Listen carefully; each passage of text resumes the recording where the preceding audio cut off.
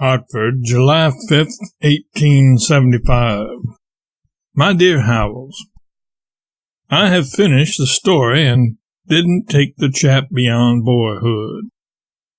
I believe it would be fatal to do it in any shape but autobiographically, like Gil Blas. I perhaps made a mistake in not writing it in the first person. If I went on down and took him into manhood, he would just look like all the one-horse men in literature, and the reader would conceive a hearty contempt for him. It is not a boy's book at all. It will only be read by adults. It is only written for adults.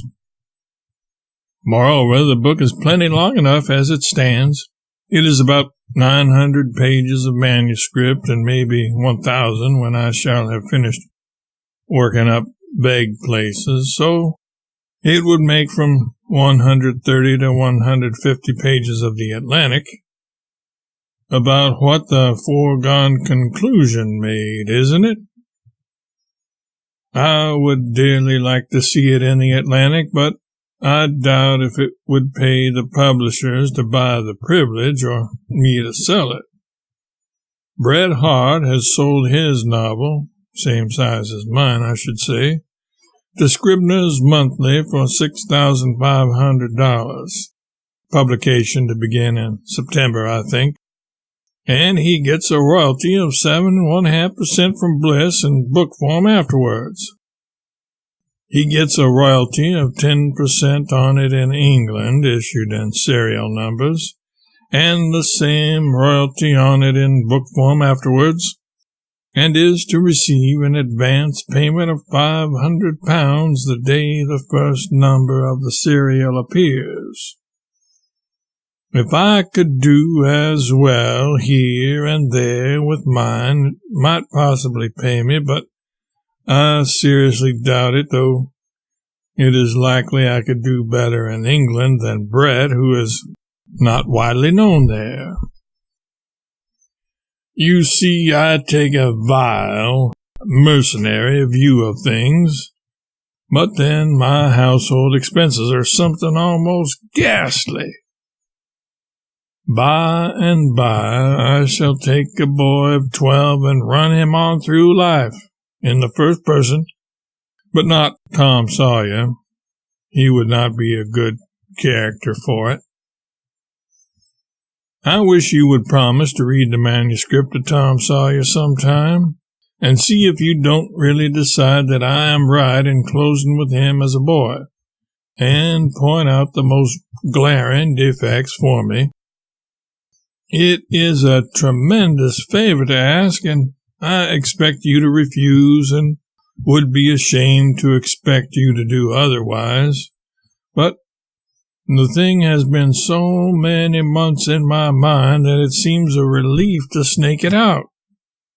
I don't know any other person whose judgment I could venture to take fully and entirely. Don't hesitate about saying no, for I know how your time is taxed, and I would have honest need to blush if you said yes. Osgood and I are going for the puppy G on infringement of trademark. To win 1 or 2 suits of this kind will set literary folks on a firmer bottom. I wish Osgood would sue for stealing Holmes' poem. Wouldn't it be gorgeous to sue R for petty larceny? I will promise to go into court and swear I think him capable of stealing peanuts from a blind peddler. Yours ever, Clemens. July 13, 1875. My dear Howells, just as soon as you consented, I realized all the atrocity of my request, and straightway blushed and weakened. I telegraphed my theatrical agent to come here and carry off the manuscript and copy it. But I will gladly send it to you if you will do as follows. Dramatize it, if you perceive that you can, and take for your remuneration half of the first $6,000 which I receive for its representation on the stage. You could alter the plot entirely if you chose. I could help in the work most cheerfully, after you had arranged the plot. I have my eye upon 2 young girls who can play Tom and Huck. I believe a good deal of a drama can be made of it. Come, can't you tackle this in the odd hours of your vacation? Or later, if you prefer?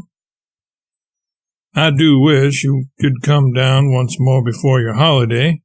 I'd give anything. Yours ever, Mark.